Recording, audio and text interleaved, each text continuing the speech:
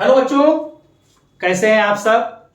आज परमाणु संरचना का एक बहुत महत्वपूर्ण टॉपिक पॉली का अपवर्जन नियम हम लोग देखेंगे। क्या होता है पॉली का अपवर्जन नियम। अच्छा, इसको पॉली का नियम क्यों नहीं कहते हैं?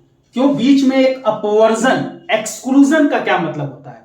पॉली के अपवर्जन नियम को हम पढ़ते हैं, क्यों ना हम पॉली के नियम को पढ़ते हैं। What is the means of exclusion? अपवर्जन का क्या मतलब होता है? क्यों बीच में ये अपवर्जन शब्द आ गया, इसको भी अभी हम लोग जानेंगे।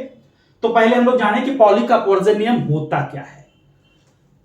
किसी भी परमाणु में, अपने मन से बेटा कोई परमाणु लो, किसी भी परमाणु में अपने मन से कोई दो इलेक्ट्रॉन उसमें से चूज कर लो। जैसे मान लो कैल्शियम का परमाणु क्रमांक 20 है, तो कैल्शियम के अंदर कितने इलेक्ट्रॉन होंगे? 20।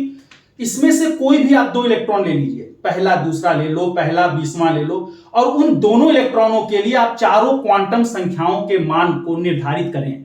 और पॉली ने बताया कि ये चारों क्वांटम संख्याओं के मान उन दोनों इलेक्ट्रॉनों के लिए कभी भी सिमिलर नहीं होंगे।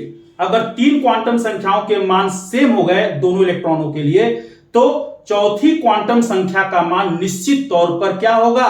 अलग होगा। मतलब किसी परमाणु में किन्हीं दो इलेक्ट्रॉनों की चारों क्वांटम संख्याएं समान नहीं होती हैं। अब पॉली ने तो यह बात बता दी, अब इसको हम एक एग्जाम्पल के तहत समझते हैं। मान लो ये हमने कोई एक परमाणु अपने मन से ले लिया, हीलियम मान लो ले लिया। बताओ भाई, हीलियम का एटॉमिक नंबर कितना होता है? 2। हीलियम का एटॉमिक नंबर 2। इसका आप इलेक्ट्रॉनिक विन्यास करिए, क्या आएगा? 1s2। तो हीलियम में कितने इलेक्ट्रॉन हैं?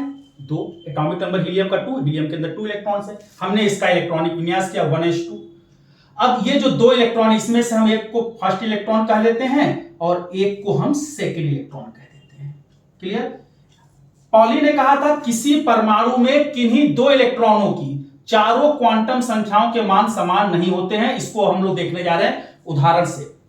तो ये फर्स्ट इलेक्ट्रॉन है, ये सेकेंड इलेक्ट्रॉन है। अब बताओ बेटा, क्वांटम संख्याएं कितनी होती हैं? 4। कौन कौन सी? मुख्य क्वांटम संख्या, दिगंशी क्वांटम संख्या, चुंबकीय क्वांटम संख्या और चक्रण क्वांटम संख्या। मुख्य क्वांटम संख्या को n से रिप्रेजेंट करते हैं, दिगंशी को l से, चुंबकीय को m से और चक्रण को s से। ये चार क्वांटम संख्याएं होती है। बोलो कौन कौन सी? n, l, m, s। मुख्य, दिगंशी, चुंबकीय और चक्रण। मुख्य क्वांटम संख्या बताता है इलेक्ट्रॉन किस कोश में है, इलेक्ट्रॉन किस कोश में है। दिगंशी क्वांटम संख्या बताता है इलेक्ट्रॉन किस उपकोश में है। मैग्नेटिक क्वांटम नंबर, जिसको हिंदी में बोलते हैं चुंबकीय क्वांटम संख्या, यह बताता है इलेक्ट्रॉन किस ऑर्बिटल में है। और जो चक्रण क्वांटम संख्या है, जिसको इंग्लिश में स्पिन क्वांटम नंबर बोलते हैं, यह बताता है ऑर्बिटल में इलेक्ट्रॉन क्लॉकवाइज घूम रहा है कि एंटी क्लॉकवाइज। तो देखो भाई, फर्स्ट इलेक्ट्रॉन के लिए चारों क्वांटम संख्या का मान निकालते हैं। बताओ भाई, यह क्या बताता है इलेक्ट्रॉन किस कोष में है। देखो भाई, पहला इलेक्ट्रॉन, देखो इसमें दोनों इलेक्ट्रॉन है, फर्स्ट है एक सेकंड है। बताओ पहला इलेक्ट्रॉन किस कोष में है? पहले कोष में। देखो इलेक्ट्रॉनिक विन्यास आप जब करते हैं तो ये कोष को रिप्रेजेंट करता है, ये 1 2 3 जो भी आगे आएंगे। और s जो है ये उपकोष को रिप्रेजेंट करता है। s किसको रिप्रेजेंट करता है? उपकोष है। s p d f, ये कोष, उसके ठीक बगल में क्या होता है? उपकोष। तो बताओ पहला इलेक्ट्रॉन किस कोष में है? पहले कोष में, तो n की वैल्यू 1। अगर इलेक्ट्रॉन दूसरे कोष में होता तो n की वैल्यू 2। अब देखो भाई, पहला इलेक्ट्रॉन किस उपकोष में है, हमको L की वैल्यू फाइंड आउट करना है। तो L क्या बताता है? इलेक्ट्रॉन किस उपकोष में। तो बताओ फर्स्ट इलेक्ट्रॉन किस उपकोष में है? S उपकोष में है। तो S उपकोष के लिए आपको पता है L का मान क्या होता है? 0। उपकोष कौन कौन से होते हैं बेटा? S P D और F। L की वैल्यू क्या होती है? 0 1 2 3। S में इलेक्ट्रॉन होगा, उपकोष में होगा तो L का मान 0। P उपकोष में होगा तो 1, D में होगा तो 2, F में होगा तो 3। क्लियर? तो हमारा पहला इलेक्ट्रॉन s उपकोष में है, तो s उपकोष के लिए बेटा l की वैल्यू कितनी होती है? 0।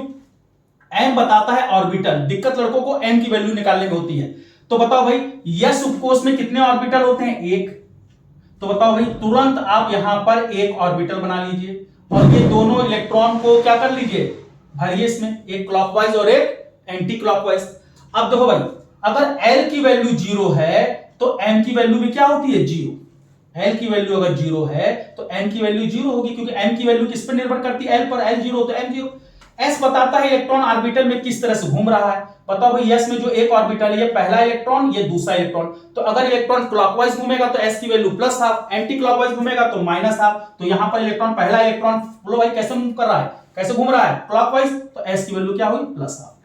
अब सेकेंड इलेक्ट्रॉन के लिए चारों क्वांटम संख्या का मान निकालते हैं, n l m s। बताओ भाई सेकेंड इलेक्ट्रॉन किस कोष में है, n क्या बताता है, इलेक्ट्रॉन की कहां पोजीशन, कोष में।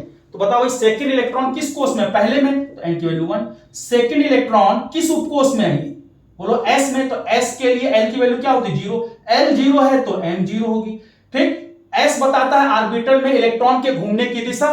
तो बताओ पहला इलेक्ट्रॉन क्लॉकवाइज घूम रहा है इसलिए s की वैल्यू प्लस हाफ, दूसरा इलेक्ट्रॉन एंटी क्लॉकवाइज घूम रहा है इसलिए s की वैल्यू माइनस हाफ। अब ध्यान से देखें, पॉली ने क्या कहा, किसी परमाणु में किन्हीं दो इलेक्ट्रॉनों की चारों क्वांटम संख्याएं समान नहीं होती हैं। देखो यहां पर तीन वैल्यू तो सेम हो गई, n l m की वैल्यू सेम होगी, पहले और दूसरे इलेक्ट्रॉन के लिए n l m की वैल्यू सेम होगी। लेकिन देखिए ध्यान से, जो चौथी क्वांटम संख्या है, स्पिन क्वांटम संख्या, चक्रण क्वांटम संख्या, इसकी वैल्यू डिफर हो गई। कैसे, पहले इलेक्ट्रॉन के लिए s का मान प्लस हाफ है और दूसरे इलेक्ट्रॉन के लिए s का मान माइनस हाफ है।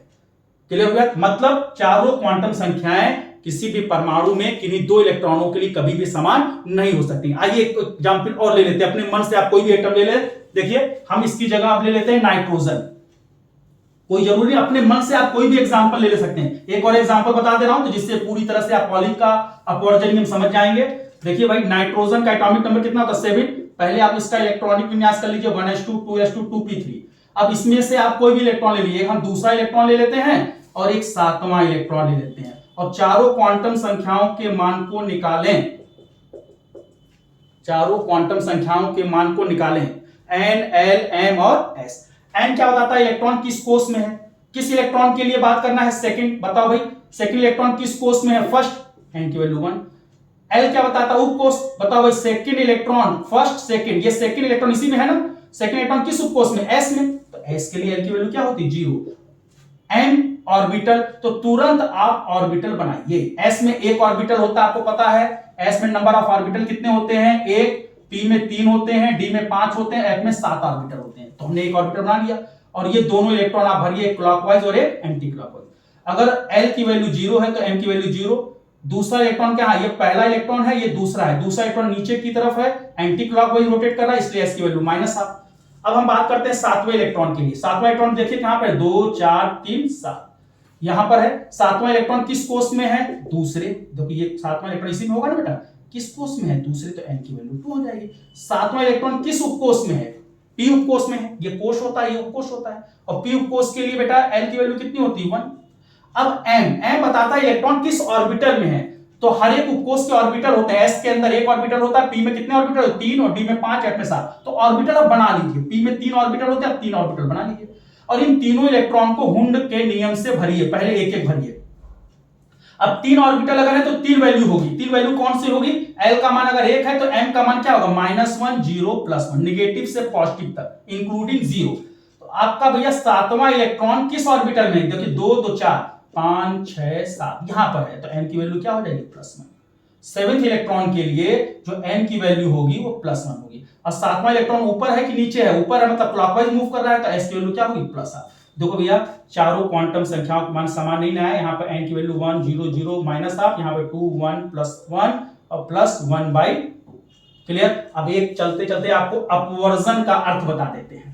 अपवर्जन, पॉली के नियम में अपवर्जन का क्या मतलब है। अपवर्जन ये बताता है कि किसी ऑर्बिटल में अधिकतम इलेक्ट्रॉनों की संख्या 2 हो सकती है, ऑर्बिटल में तीसरा इलेक्ट्रॉन हो ही नहीं सकता है। एक्सक्लूजन का मतलब होता है रोकना, मना करना, प्रोहिबिटेड। ऑर्बिटल में अगर तीसरा इलेक्ट्रॉन उपस्थित होता तब चारों क्वांटम संख्याओं के मान समान हो जाते। तो अपवर्जन का अर्थ क्या है कि ऑर्बिटल में मैक्सिमम 2 ही इलेक्ट्रॉन रह सकते हैं। यह ऑर्बिटल में तीसरे इलेक्ट्रॉन की उपस्थिति को वर्जित करता है। क्या करता है, वर्जित करता है। इसीलिए पॉली ने बीच में क्या लिख दिया, अपवर्जन, पॉली का अपवर्जन नियम। तो बच्चों हम उम्मीद करते हैं आपको पॉली का नियम बहुत बहुत समझ में आया होगा। मैं संतोष वर्मा और मैं आपसे उम्मीद करता हूं कि आप हमारे चैनल को अधिक से अधिक जो है द स्टार क्लासेस को अधिक से अधिक सब्सक्राइब करें और अगले वीडियो में आपको परमाणु संरचना संबंधित नई नई